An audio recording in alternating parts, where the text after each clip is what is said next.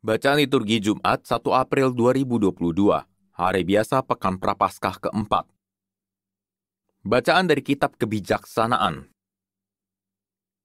Orang-orang fasik berkata satu sama lain karena angan-angan mereka tidak tepat. Marilah kita menghadang orang yang baik, sebab bagi kita ia menjadi gangguan serta menentang pekerjaan kita. Pelanggaran-pelanggaran hukum dituduhkannya kepada kita, dan kepada kita dipersalahkannya dosa-dosa terhadap pendidikan kita. Ia membanggakan mempunyai pengetahuan tentang Allah dan menyebut dirinya anak Tuhan. Bagi kita, ia merupakan celaan atas anggapan kita. Melihat dia saja sudah berat rasanya bagi kita. Sebab hidupnya sungguh berlainan dari kehidupan orang lain, dan lain dari lainlah langkah lakunya. Kita dianggap olehnya sebagai orang yang tidak sejati, dan langkah laku kita dijauhinya seolah-olah najis adanya. Akhir hidup orang benar dipujinya bahagia, dan ia bermegah-megah bahwa Bapanya ialah Allah. Coba kita lihat apakah perkataannya benar, dan ujilah apa yang terjadi waktu ia pulang. Jika orang benar itu sungguh anak Allah, niscaya Allah akan menolong dia serta melepaskannya dari tangan para lawannya. Mari kita mencobanya dengan aniaya dan siksa, agar kita mengenal kelembutannya serta menguji kesabaran hatinya. Hendaklah kita menjatuhkan hukuman mati keji terhadapnya, sebab menurut katanya ia pasti mendapat pertolongan. Demikianlah mereka berangan-angan, tapi mereka sesat, karena telah dibutakan oleh kejahatan mereka.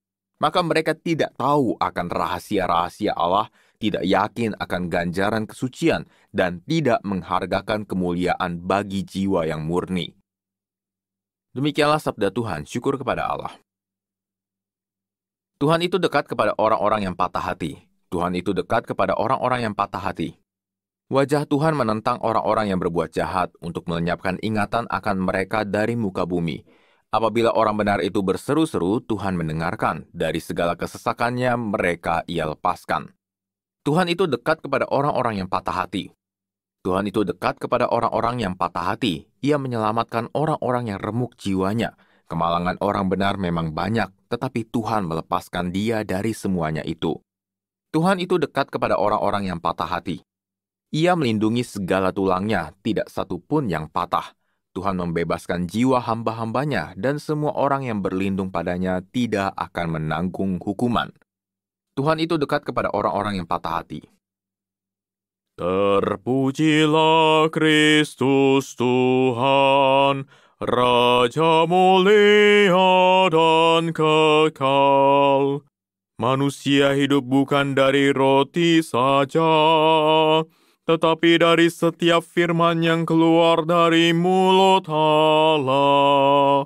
Terpujilah Kristus Tuhan, Raja mulia dan kekal. Inilah Injil suci menurut Yohanes, dimuliakanlah Tuhan. Yesus berjalan keliling Galilea. Ia tidak mau tetap tinggal di Yudea, karena di sana orang-orang Yahudi berusaha membunuhnya. Ketika itu sudah dekat hari raya orang Yahudi, yaitu hari raya Pondok Daun. Sesudah saudara-saudara Yesus berangkat ke pesta itu, ia pun pergi juga ke sana, tidak terang-terangan tetapi diam-diam.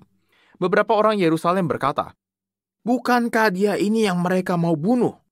Lihatlah, ia berbicara dengan leluasa dan mereka tidak mengatakan apa-apa kepadanya. Mungkinkah pemimpin kita benar-benar sudah tahu bahwa ia adalah Kristus?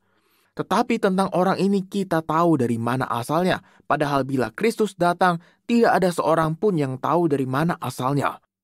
Waktu Yesus mengajar di bait Allah, ia berseru, "Memang aku kamu kenal dan kamu tahu dari mana asalku.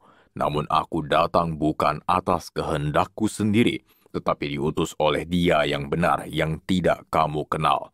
Aku kenal Dia sebab aku datang dari Dia, dan Dialah yang mengutus aku." Mereka berusaha menangkap Yesus, tapi tidak ada seorang pun yang menyentuh Dia, sebab saatnya belum tiba. Demikianlah sabda Tuhan, terpujilah Kristus.